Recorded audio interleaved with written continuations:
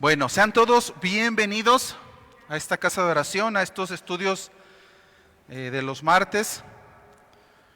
Dios les bendiga. A veces estudio esto y digo, ay, está bien bueno, lo voy a predicar el domingo. Pero luego estudio lo del domingo y digo, ay, eso está bien bueno, voy a predicarlo el martes. La palabra de Dios es un pozo sin fondo, mis hermanos. Cuando pensamos que ya sabemos algo, no sabemos nada y es rica en palabra y nos bendice.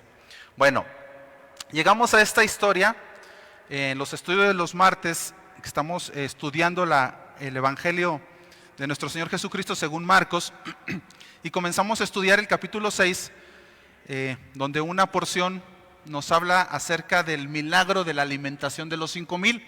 Es como comúnmente la mayoría de nosotros la ha escuchado o la conoce popularmente, la alimentación de los 5,000. Y hoy vamos a estar del versículo 35 y vamos a tratar de llegar hasta el final de esta historia, hasta el versículo 44. Sin embargo, esta historia la comenzamos a ver hace una semana. Fue la introducción, no sé si recuerdan un poquito de la introducción de este milagro de la alimentación de los 5,000. Entonces, solo para recordar, porque vamos a continuar la historia, el Señor Jesús había mandado evangelizar a los discípulos. A los 12 les había dado poder, les delegó de su poder, algo que solamente él hacía, que era hacer ese tipo de milagros y prodigios, resucitar muertos, sanar enfermos, milagros extraordinarios, porque ellos estaban predicando su palabra y era la manera, por medio de los milagros, que Dios estaba diciendo: estos discípulos son de parte mía, yo estoy hablando por medio de ellos. Entonces anduvieron llevando la palabra, anduvieron evangelizando. Probablemente por los tiempos fueron meses los que estos discípulos anduvieron predicando la palabra de Dios, y la fama de Jesús se expandió por todo Israel a tal grado que llegó hasta los oídos de Herodes. Y luego Marcos nos narra lo que pasó con Juan el Bautista, precisamente porque ya había llegado a los oídos de Herodes quién era Jesús. Bueno, regresan los discípulos de su jornada de predicación, que fueron meses. Regresan con el Señor Jesús y el Señor Jesús se los lleva a un lugar llamado Betsaida, supuestamente a descansar, o al menos era lo que ellos pensaban, que iban a descansar. Les dijo: vámonos, suban a la barca, es momento de un descanso. Sin embargo, vimos la semana pasada que no se trataba de un descanso físico, sino de un descanso espiritual. Y la enseñanza principal de esa introducción de esta historia era que el descanso solamente lo encontramos en Dios. Dice el Salmo: en su presencia es donde hay plenitud de gozo, delicias a su diestra para siempre. Es en su presencia, mis hermanos, donde nosotros podemos encontrar descanso.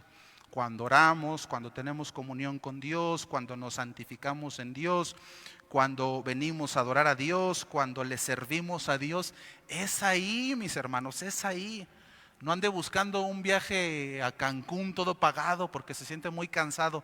No, póngase a orar y verá cómo Dios le va a dar ese descanso. Póngase a servir a Dios y va a ver que Dios le va a traer esa plenitud de gozo, de paz que a veces tenemos. Bueno, en ese lugar donde se los llevó, donde ellos pensaban que era para descansar, que la realidad fue que se los llevó a trabajar, ya había esperándolos cerca de unas 25,000 personas. ¿De dónde saca ese dato? Bueno, porque dice el Evangelio de Mateo que eran 5,000 sin contar mujeres ni niños. Decíamos, si son 5,000 mujeres, suponiendo que son las esposas, y no tenían menos de 3 hijos en ese entonces, pues por lo menos eran 20,000, 25,000 personas, la multitud que ya estaba esperándolos en ese lugar donde supuestamente iban a ir a descansar los apóstoles. Y cuando el Señor Jesús vio esa multitud, dice el texto que tuvo compasión de ellos. ¿Por qué? Porque los vio como ovejas que no tenían pastor, ¿verdad? Los vio a la deriva, los vio que estaban sin guía, sin dirección, con una condición espiritual miserable, estaban a merced de Satanás, y tuvo compasión Jesús de ellos. ¿Qué es lo que se hace para ministrar a una persona cuando necesitas guiarla, cuando necesitas ubicarla, cuando necesitas pastorearla, no hay otra manera que predicarle la palabra de Dios, mis hermanos. Predicarle el consejo de Dios. ¿Por qué? Porque cuando le predicamos el consejo de Dios, esa persona va a conocer más a Dios. Y eso es lo que nosotros necesitamos, conocer más a Dios. No necesitamos los 3 puntos para ser mejores, los 3 anécdotas para que nos vaya bien. No, necesitamos conocer a Dios. Tú y yo necesitamos conocer cada día más a Dios. Y la Biblia es la que da testimonio de Dios. Entonces, a medida que conocemos nosotros la palabra de Dios, vamos a conocer más a Dios y vamos a crecer espiritualmente. Y eso fue precisamente lo que hizo el Señor Jesús. Ese día los vio como ovejas que no tenían pastor y comenzó a predicarles la palabra de verdad. Todo el día les estuvo predicando la palabra de Dios. Y es ahí donde se sitúa el resto de la historia que vamos a ver en esta hora. Aquí continúa. Y la reflexión o la meditación en lo que, por ponerle un título a estos textos, vamos a ver el único pan que trae completa saciedad. El único pan que trae completa saciedad. Dice el texto que estaba la multitud, ya habían recibido la enseñanza de parte de Jesús y empezó a anochecer. El paralelo de Mateo dice que ya empezaba a anochecer. Para los judíos la noche comenzaba a las 6 de la tarde. Entonces ya iban a ser las 6, 7 de la tarde cuando pasó esto que vamos a empezar a ver. Si ya era anochecer, mis hermanos, llevaban todo el día escuchando la palabra de Dios. Todo el día estuvieron ahí metidos escuchando la predicación. Nosotros no aguantamos 45 minutos. Pero ¿sabe por qué? Es porque no tenemos hambre. Que Dios nos ponga una hambriada a ver si es cierto que no queremos más palabra. Y dice que estaban en un lugar desierto. Y esto es importante, que estuvieron todo el día, no habían comido y que estaban en un lugar desierto. Eso indica que no había un lugar donde comer, no había tiendas cercanas, no había aldeas cercanas donde pudieran ir a comer. Así que a los discípulos se les ocurrió una brillante idea. Le dijeron: Señor, refiriéndose a Jesús, ya es tarde. ¿Por qué no los despides? Porque aquí, mira, no hay donde coman. Está desierto. Que vayan a las aldeas más cercanas y que puedan comer. Y esto cuando yo leía esto me daba la idea más bien como que eran los discípulos los que ya tenían hambre. Acuérdense que venían viajando desde una noche antes. No habían descansado, habían estado sirviendo a las personas, no habían comido tampoco a ellos. Entonces me suena como cuando tus hijos te dicen: oye papá, ¿no se te antojan unos taquitos? ¿Sí te han dicho o no? Como que ¿no se te antoja una hamburguesa? Y tú dices como que sí, ¿verdad? Y ya él te anima, ¿verdad? Para que, en realidad él es el que quiere, pero quiere que salga de ti. Así me da la idea de los apóstoles. Señor, ya tienen hambre, mira, todas las ovejas aquí ya se ve que tienen hambre, como con ganas de que ya les dijera: sí, ya váyanse, vámonos a comer nosotros, ¿verdad? Y es una buena idea, sonaba bien, ya era noche, había que descansar, había que comer, pero la respuesta de Jesús, mis hermanos, no es para nada lo que nosotros esperábamos, da un giro inesperado en la historia. El Señor Jesús ahora va a probar la fe de los discípulos. Y esa es una primera enseñanza que tenemos en este pasaje. Mis hermanos, Dios prueba nuestra fe. Dios prueba nuestra fe. Nosotros decimos: amamos a Dios, creemos en Jesús, te creemos, te adoramos. Y dice Dios: sí, bueno, voy a probar tu fe. Ahora, no es que Dios no conozca nuestra fe, Él sabe perfectamente nuestra fe. Cuando nos prueba, lo que Él quiere es que nosotros veamos nuestra deficiencia en nuestra fe. ¿Para qué? Pues para mejorarla. ¿Sí? La prueba es para que nosotros nos demos cuenta. Dios conoce tu corazón, pero Él quiere que tú crezcas. Versículo 35, dice el texto: cuando ya era muy avanzada la hora, ahora le voy a leer lo que ya les platiqué, sus discípulos se acercaron a Él diciendo: el lugar es desierto y la hora ya muy avanzada. Despídelos para que vayan a los campos y aldeas de alrededor y compren pan, pues no tienen que comer. Respondiendo él, les dijo: dadles vosotros de comer. Pues les cambió la jugada, ellos pensando que el Señor Jesús iba a decir: sí, ya despídanlos para que coman y nosotros también. Dice: no, ustedes les van a dar de comer a toda esta multitud. Ahora, ¿en qué sentido estaba probando su fe? Mis hermanos, lo que Jesús les estaba diciendo era humanamente imposible. 25,000 personas. ¿Cómo es que Jesús les está pidiendo que les den de comer a toda esta gente? No, como que no cabe. El relato paralelo del Evangelio de Juan nos muestra qué hay detrás de esta instrucción. Amplía el panorama. Acompáñame a Juan, capítulo 6, versículos 5 al 7. Ahí está, dice el texto: cuando alzó Jesús los ojos y vio que había venido a él gran multitud, dijo a Felipe: ¿de dónde compraremos pan para que estos coman? Es Jesús el que le está preguntando a Felipe. Pero esto decía para probarle. ¿Qué estaba haciendo? Probando su fe. Porque él sabía lo que había de hacer. O sea, el Señor Jesús sabía lo que iba a pasar, pero estaba viendo que ellos vieran su corazón. Felipe le respondió: 200 denarios de pan no bastarían para que cada uno de ellos tomase un poco. Esta pregunta que hace el Señor Jesús para probarlos, mis hermanos, hasta como ciertamente como que da un tono sarcástico. Oye, Felipe, ¿cómo le vamos a hacer? O sea, denles de comer, pero ¿cómo? Como si Jesús no supiera. Hay un sarcasmo en esto. Pues él sabía lo que iba a hacer, pero los estaba probando, los estaba dejando. Y los discípulos hicieron lo que normalmente nos pasa cuando Jesús nos hace preguntas como esta, ¿verdad? Cuando el Señor Jesús nos dice: ándale, pues a ver cómo le haces con esta situación. Y entraron en una especie de pánico, de temor. Mira el versículo 37, de preocupación por lo menos. Dice: respondiendo él, les dijo: dadles vosotros de comer. De Marcos 6:37. Ellos le dijeron: que vayamos y compremos pan por 200 denarios y les demos de comer. Mira, si no estaban frustrados los discípulos, hasta sacaron cuentas de cuánto salía darle de comer a 25,000 personas. Dice: Señor, ¿de dónde vamos a sacar 200? O sea, nos estás pidiendo, a ver si entendimos bien la instrucción, Señor. Nos estás pidiendo que consigamos 200 denarios para que vayamos y compremos para darle de comer a estas personas.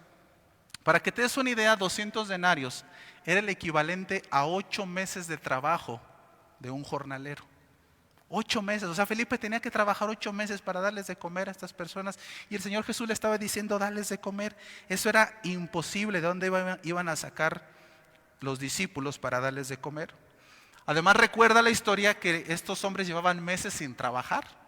Y cuando el Señor Jesús los mandó a predicar, los mandó sin dinero, sin cinturón, sin sandal, nomás lo que traían puesto.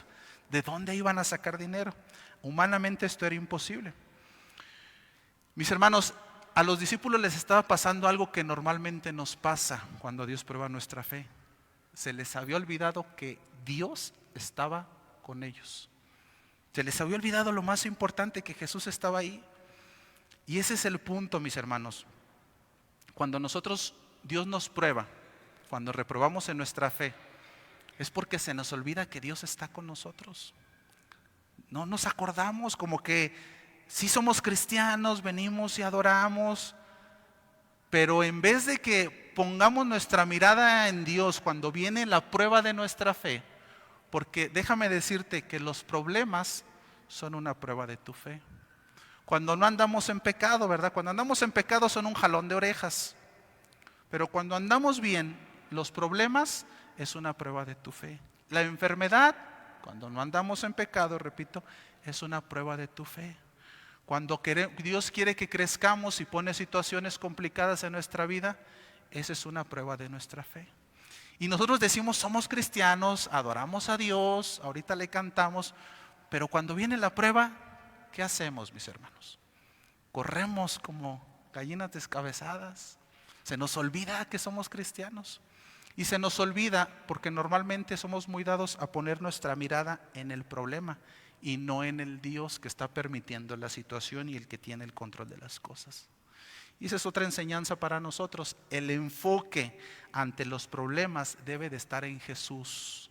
El enfoque cuando hay problemas, tienes que ponerlo en Jesús, mi hermano. En Dios tu mirada. Somos cristianos cuando no hay problemas, pero cuando hay problemas, el problema es el importante y ya Dios no es tan importante. Estos hombres estaban tan enfocados en el problema y en la necesidad de hallar una solución humana que no consideraron que Jesús estaba ahí. Se pusieron a echar cuentas. Señor, pero es que esto cuesta 200 denarios. Cuando debieron de haber, ¿qué? Doblado la rodilla y empezar a orar. ¿Qué debió de haber respondido Felipe cuando le dijo, dale de comer? ¿Qué es lo que debió de haber respondido? ¿Qué es lo que respondes tú cuando viene la prueba, la situación complicada? ¿Te fijas en el problema? ¿Qué debió de haber respondido Felipe? Felipe debió de haber dicho, Señor, tú eres el creador, el dador de todos. Si tú dices que les vamos a dar de comer, les vamos a dar de comer. Nomás dinos cómo, Señor. Tú eres el creador del universo, tú eres el que vas a dar, tú eres el que provee. ¿Para dónde le hacemos, Señor? ¿Para dónde nos vamos? Tú manda y nosotros obedecemos. ¿Listos para obedecer, Señor? Eso fue lo que debió de haber respondido Felipe. Y eso es lo que nosotros debemos de responder, mis hermanos, cuando viene la prueba. Señor, ¿qué quieres que yo haga? Señor, ¿qué me estás enseñando? ¿Qué debo de cambiar? Porque a veces permitimos que pase el problema, mis hermanos, y no aprendemos nada, no cambiamos nada. Por eso vemos que el problema se repite una y otra y otra y otra. Y hay quien ya lleva 40 años como los del desierto. ¿Por qué? Porque no se ha detenido a preguntarle a Dios, Señor, ¿qué quieres que yo haga? ¿Qué es lo que tengo que cambiar en mi corazón? ¿Qué es lo que tengo que quitar en mi corazón? ¿Qué hábito oculto tengo que quitar? ¿Qué cosa a ti no te agrada, Señor, de mí? ¿En qué cosa quieres que yo crezca? ¿Dónde quieres que yo te sirva? ¿Qué es lo que tú tienes que preguntarle a Dios? Y Dios te va a ir mostrando y lo va a ir poniendo en tu corazón y te va a ir enseñando. Y trata de ser obediente. Porque si no eres obediente, pues aquello va a estar como un ciclo donde nunca termina. Porque no hemos cambiado absolutamente nada de lo que Dios nos está diciendo que cambiemos. Y año tras año lo mismo. Sí, pues Dios está tratando con tu fe. De eso se trata, es tu fe. O tu fe o la fe de los que están alrededor de ti. Y también a veces esa parte tienes que entenderla. Dios, tú estás permitiendo esto en mi vida porque estás tratando con mi hijo, con mis padres. Hace 2 semanas falleció una hermana en Cristo de la misión. Tiene 2 hijos. Y años, mis hermanos, hablándoles de la palabra de Dios. Años hablándoles de la palabra de Dios. Esta hermana estuvo 22 días en el hospital. Bueno, lo que no pudimos hacer en años hablándole de la palabra al hijo mayor, Dios lo hizo en esos 22 días. El muchacho le entregó su vida a Cristo. Ahí en la puerta, ahí a los pies de su mamá, en el hospital, ahí él meditó con la palabra que se le había dado y le entregó su vida a Jesús. Mis hermanos, cuando fuimos a ver, hasta el semblante, hasta le cambió la cara al joven. Pastor, ¿cuándo me bautizo? Yo ya me quiero bautizar. Le dije a mi mamá, y gloria a Dios, mis hermanos, ¿cómo es Dios? La hermana despertó antes de partir. Despertó y empezó a hablar con el muchacho. Y lo único que le dijo es, te encargo 2 cosas. La primera, buscas de Dios, regañándolo, no le estaba preguntando. Y él, como ya había tratado a Dios en su corazón, sí mamá, sí, no te preocupes por él, te lo prometo, ya yo estoy en el Señor. Bueno, y la otra, te encargo a tu hermana. Y ya déjenme porque ya me voy. Se despidió y se fue con el Señor. Mis hermanos, qué bendición. No era la fe de la hermana. ¿Dios con quién iba a tratar? Con su hijo. Y a veces así es. ¿Por qué? Porque es preferible que suframos un ratito en esta tierra a que suframos toda una eternidad sin Dios. Así es la situación, mis hermanos. Entonces, tenemos que preguntarle a Dios cuál es el propósito. Felipe y los discípulos debieron de haber preguntado: Señor, tú dinos qué hacer. Estos hombres habían visto milagros extraordinarios de Jesús en primera fila. O sea, ellos ya habían visto, mis hermanos, resucitar a los muertos, sanar a los leprosos, echar fuera a los demonios. Y viene la prueba y dudan. Y a veces decimos: ay, esos discípulos qué bárbaros, cómo son incrédulos. Pero nosotros estamos igual muchas veces. ¿Cuántas veces Dios no te ha hecho un milagro? ¿Cuántas veces Dios no te ha sacado del hoyo donde nos metemos? ¿Cuántas veces Dios no te ha levantado, te ha santificado, te ha vuelto otra vez, te ha dado su gozo? Pero viene otra vez la prueba y otra vez dudamos. Y como, ¿por qué piensas que el Dios de gracia, que ya te salvó una vez, y no una vez, muchas veces, no lo puede volver a hacer o no lo va a volver a hacer? Pues Él lo puede volver a hacer. Lo único que tienes que hacer es otra vez volverte a Dios, a encomendarte a Dios, a alinearte a Dios, y Él siempre es fiel. Si tú piensas: ay, no, es que ahora sí la regué mucho, ahora sí Dios no me va a ayudar. No, Él dice: vuélvete a mí y yo me volveré a vosotros. Ese es nuestro Dios, esa es la gracia. No la entendemos. Nosotros decimos: pero tantas veces, tanto perdón. Sí, por eso es gracia. Por eso es amor. No depende de ti, sino de Dios. Él siempre es fiel. Entonces aquí hay una tercera enseñanza, mis hermanos, y es que Dios permite situaciones en nuestra vida que para nosotros son imposibles, para tres cosas. Puede ser para más. Yo encuentro aquí tres cosas. Una, para que crezcamos en fe. Dos, para que confiemos en Él. Y tres, para que aprendamos que dependemos de Él. Para eso Dios permite las situaciones. Por eso hay que darle gloria a Dios por las situaciones difíciles también.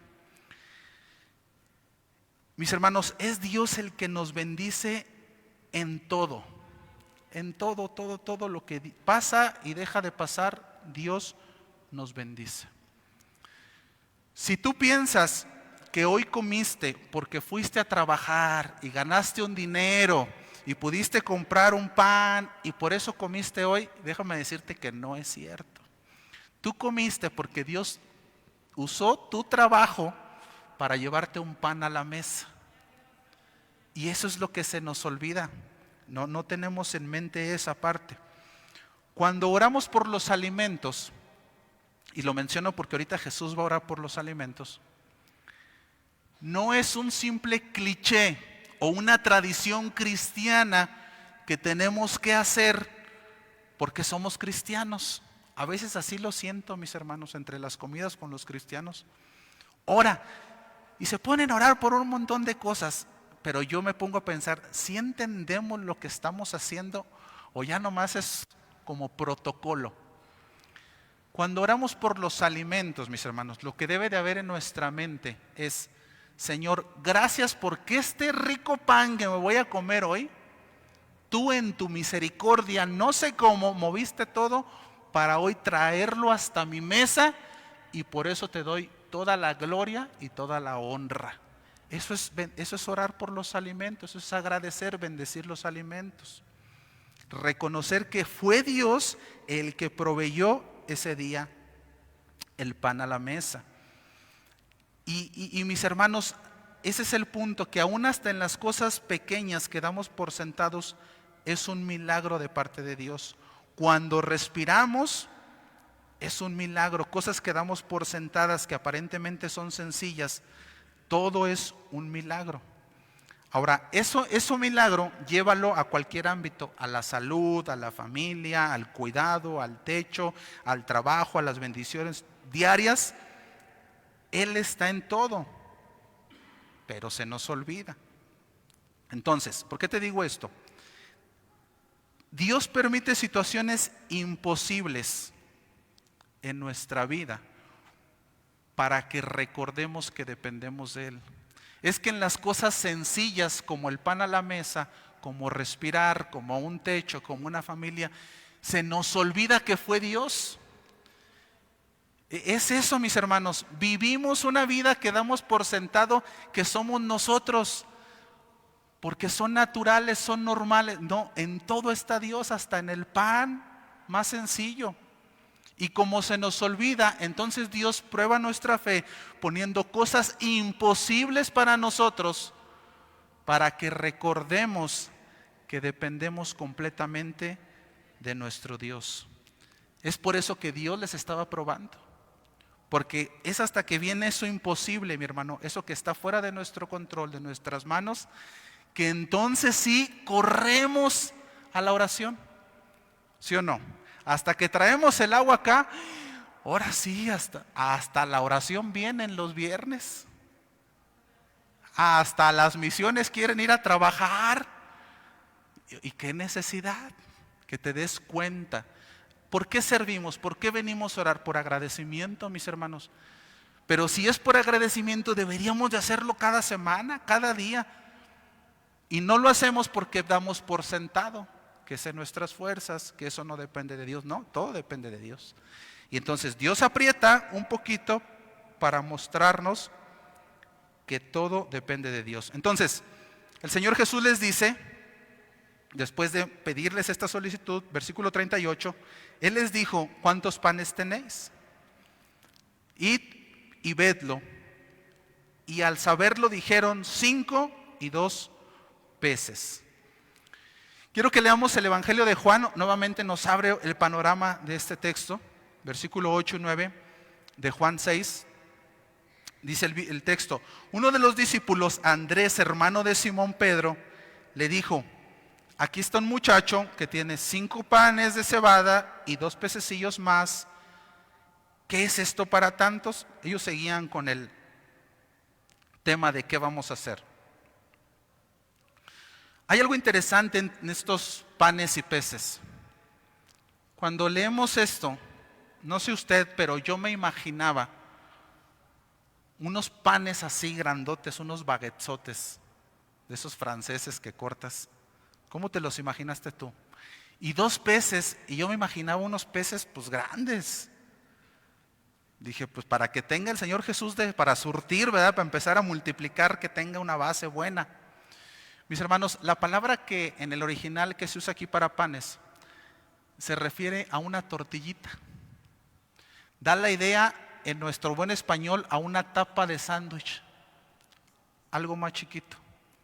Entonces, lo que estaban, y los pececillos eran como sardinas esas de lata, de las chiquititas. Así que tenemos aquí 5 pedazos de pan y 2 pedacitos de sardina. Eso era el lonche, mis hermanos, de un niño de 12, 13 años. Era la comida ni siquiera de un hombre, era de un joven. Como que una mamá dentro de la multitud fue la única prudente que dijo: le voy a poner lonche a mi hijo, y era lo único que había. Era la comida de un muchacho lo que se estaba poniendo ahí. Y de eso fue que Cristo hizo los milagros de los panes y los peces. Mira Jesús toda esa multitud, versículo 39, dice: y les mandó que hiciesen recostar a todos por grupos sobre la hierba verde. Esa palabra recostar aquí en el original es sentarse a comer. Los judíos tenían una forma peculiar de sentarse, medio en cuclillas, en una especie de medio círculo para comer. No es que se los tiró en el pasto. Dice: hiciesen que se recostasen a todos por grupos sobre hierba verde. Versículo 40, y se recostaron por grupos de 100 en 100 y de 50 en 50. Entonces, ya aquí los empieza a acomodar. Yo creo que aquí fue donde se dieron cuenta que eran 5,000 hombres por los grupos. Y en esta posición era cuando iban a ver el gran milagro que iba a hacer el Señor Jesús. Versículo 41. Entonces tomó los 5 panes, estos pequeños pedazos de pan, y los 2 pececitos de sardina que estaban ahí, y levantando los ojos al cielo, bendijo y partió los panes y dio a sus discípulos para que los pusiesen delante, y repartió los 2 peces entre todos. Ahora, Nota que la Biblia, mi hermano, no describe cómo sucedió el milagro. No dice, nada más dice que Dios bendijo. El Evangelio de Juan dice que dio gracias. Y es que el énfasis de este texto no está en el cómo se hizo el milagro. Y te lo comento, mi hermano, porque a veces somos muy dados, como muy místicos, queremos, el milagro nos llama la atención, nos ponemos a leer la Biblia y decimos cuáles son las palabras que usó el Señor Jesús para hacer el milagro, y luego ahí andamos nosotros repitiendo las mismas palabras que dijo el Señor Jesús, como si fuera una especie de abracadabra, que si lo digo de esta manera Jesús me oye, si lo digo de otra manera Jesús no me oye. En una ocasión estaba orando y la persona que me escucha orar me hizo una corrección ya cuando terminé. Yo estaba orando por una persona, la salud de una persona, y dije, Señor, si es tu voluntad, sánalo. Y terminando me dice, quiero hablar con usted. Y digo, ¿qué pasó? Me dijo, es que usted oró mal. Porque cuando tú ores tienes que orar y decirle, es sano en el nombre de Jesús. Porque así decían los discípulos. Entonces lo tienes que decir como si ya hubiera pasado. Y pues dije, ¿para qué discutimos, verdad? Pero mis hermanos, no funciona así, no es misticidad lo que hay en la Biblia. Dios sabe tu oración aún antes de que la digas. No son las palabras, es tu corazón delante de Dios, es tu fe y es la soberanía de Dios la que hace el milagro. ¿Está claro?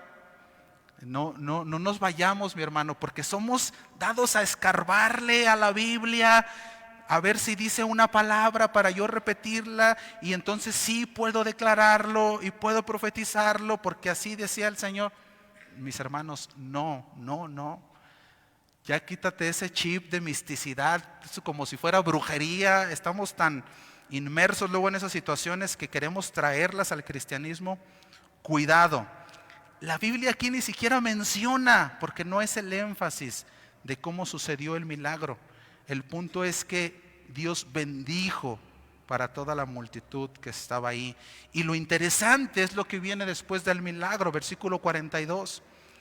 Dice el texto, y comieron todos y se saciaron. Y aquí viene algo bien interesante, porque la palabra que usa aquí Marcos para saciaron es la palabra chortazo en el original. ¿Y qué significa esa palabrota? ¿O por qué me la dice? Bueno, esa palabra significa estar tan satisfechos al punto de ya no querer absolutamente nada más. ¿Has ido alguna vez a un buffet? Y aprovechamos, ¿verdad? Los que somos de buen diente. Decimos, si voy a ir a comer ni desayuno, para aprovechar el buffet. Y comemos tanto y luego nos entra el pecado de la gula, que ya ni nos cabe, pero como ya lo pagamos y nos van a cobrar lo mismo, pues más le damos, ¿verdad? Aunque ya no. Y hasta nos hacemos una pausa como para que nos quepa más. Estamos chortazo, perdón.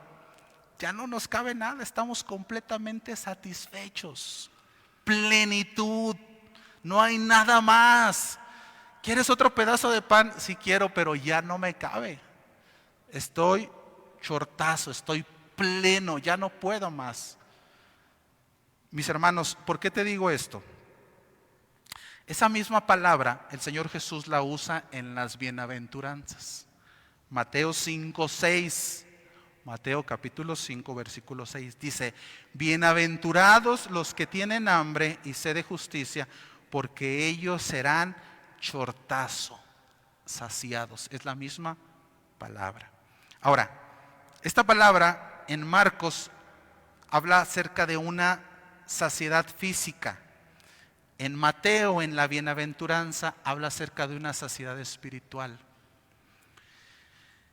La enseñanza, mi hermano, aunque en una se trate de un milagro físico y en otro de una bendición espiritual, la enseñanza que está dando Jesús aquí, en el milagro del pan, es que la única plenitud y satisfacción total se encuentra únicamente en Cristo.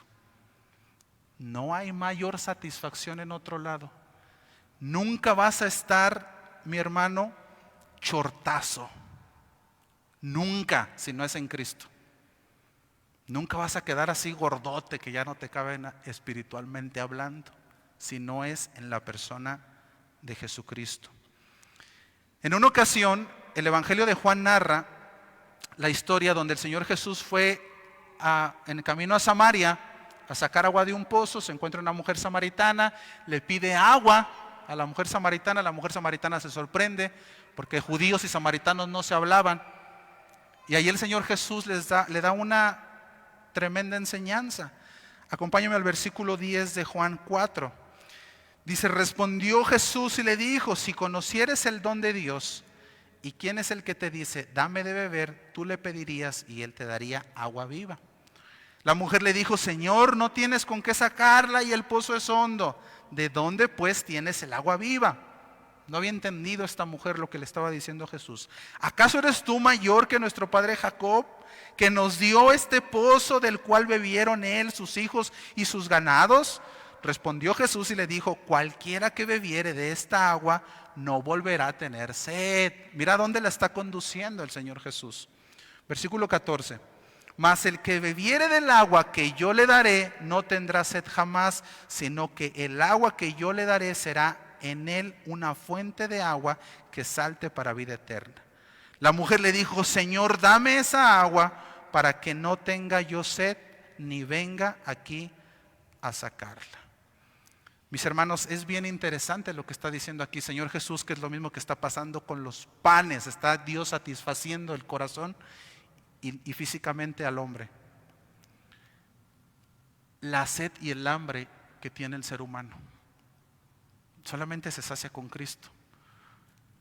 Mi hermano, ¿por qué nosotros como seres humanos necesitamos comer? ¿Por qué necesitaremos comer? No hablando biológicamente, teológicamente. ¿Por qué Dios nos creó? ¿No era más fácil crearnos sin que necesitáramos comida? ¿Como para qué nos complicó la existencia? ¿Como para qué dijo, los voy a hacer, pero van a tener una cualidad especial, les va a dar hambre? Y nos da mucha hambre, ¿sí o no? Apenas unas horas que nos pasamos de nuestra comida y ya andamos hasta enojados unos. ¿Y por qué no está la comida? ¿Y por qué te enojas? Porque hay una hambre en tu estómago. No comemos y nos enfermamos. No comemos y empezamos débiles. No comemos y nos ¿Por qué Dios nos hizo con esa necesidad? Bueno, espiritualmente habla, claro, hay explicación biológica, no es que necesitas comer no, teológicamente, ¿por qué? Deuteronomio 8:3, me encanta este versículo, Deuteronomio 8:3, hablando acerca de lo que pasaron el pueblo de Dios en el desierto. Mira lo que dice el texto, versículo 3. Y te afligió, le está hablando al pueblo de Israel, y te hizo tener hambre. ¿Quién es el que los hizo tener hambre? Dios. O sea, es intencional de Dios hacernos tener hambre. O sea, no fue que Dios dijo, chin, se me pasó esto y... No, dijo Dios, los voy a hacer de tal manera que tengan hambre. Fue Dios el que hizo que tuviéramos hambre. Pero luego escucha la segunda parte, dice, y te sustentó con maná. O sea, no solamente te hizo el hambre, sino que juntamente con la necesidad te dio la respuesta, la ayuda. Y al mismo tiempo Él fue el que te sustentó con maná. Comida que no conocías tú, una comida especial, ni tus padres la habían conocido. Y aquí está el propósito, mi hermano, del por cuál nos da hambre. Dice el texto, para hacerte saber que no solo de pan vivirá el hombre, mas de todo lo que sale de la boca de Jehová vivirá el hombre.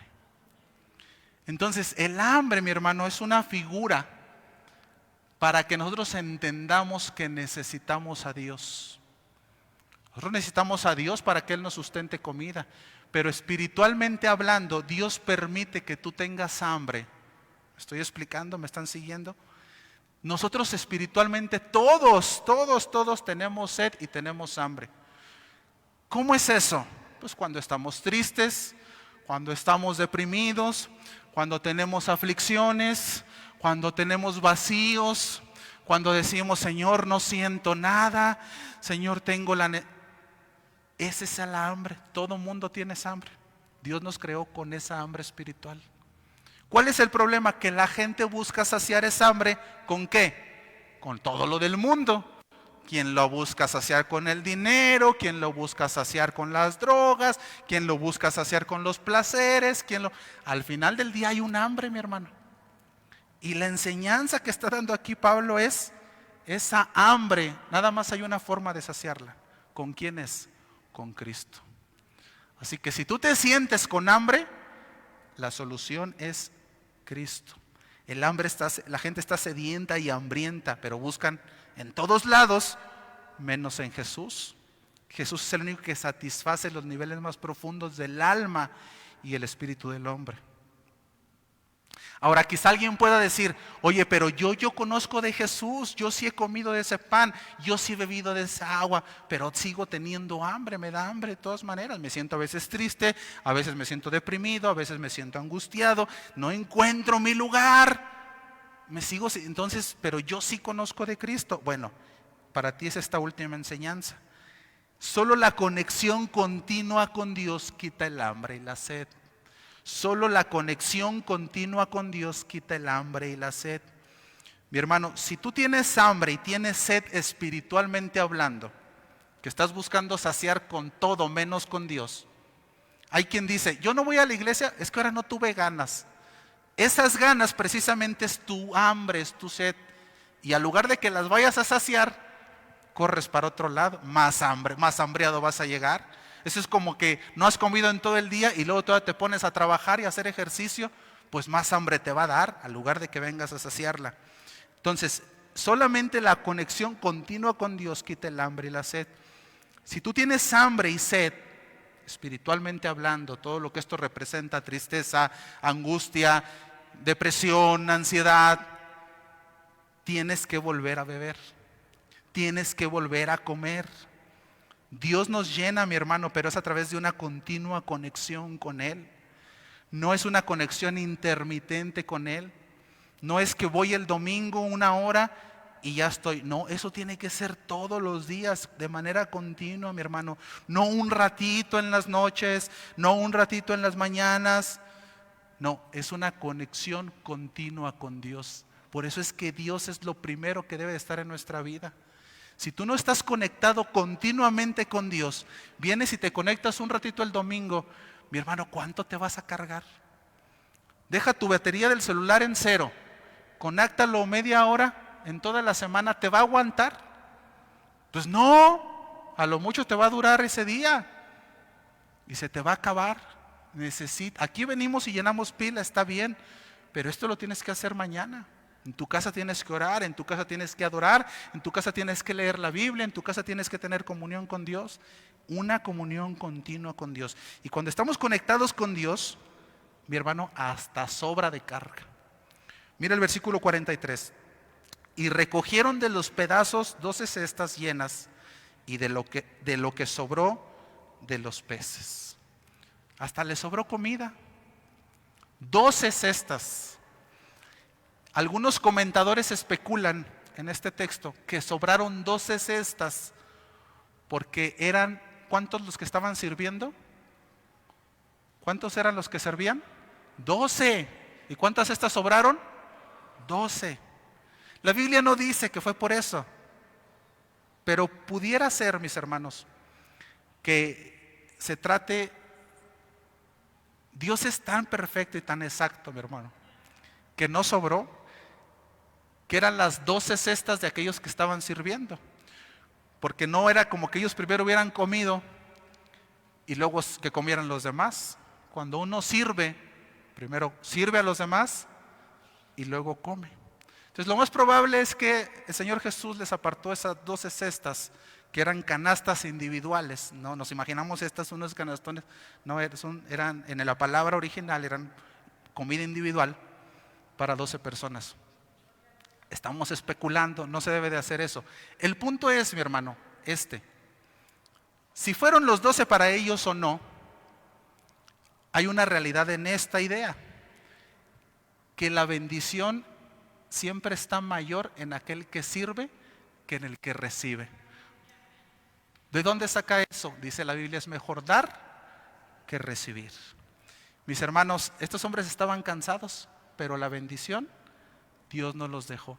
Si no dejó sin bendición a los que no estaban haciendo nada, ¿cuánto más a los que estaban sirviendo? Y la enseñanza es para nosotros, mi hermano. Cuando tú sirves, la bendición es especial para tu vida.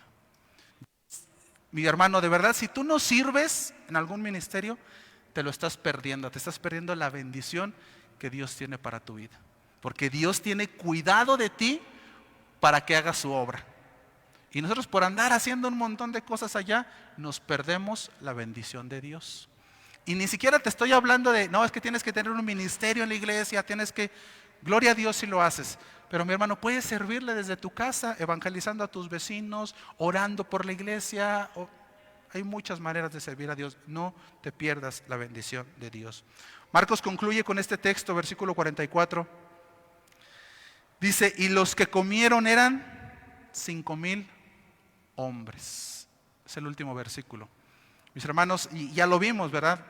Eran más o menos 20,000, 25,000 hombres lo que Jesús bendijo ese día. Mis hermanos, nada más nos recuerda esto, de que era un milagro extraordinario, algo que solamente Dios podía hacer, algo comparable a lo que Dios hizo en el desierto cuando le dio de comer con maná a toda esa multitud. Jesús replica el milagro y es tan importante esta similitud que este milagro se narra, es el único milagro aparte de la crucifixión que se narra en los 4 evangelios. O sea, es resaltando el poder y la autoridad de Cristo. Entonces, recapitulando las enseñanzas, mi hermano, Jesús prueba nuestra fe. El enfoque ante los problemas debe estar en Jesús.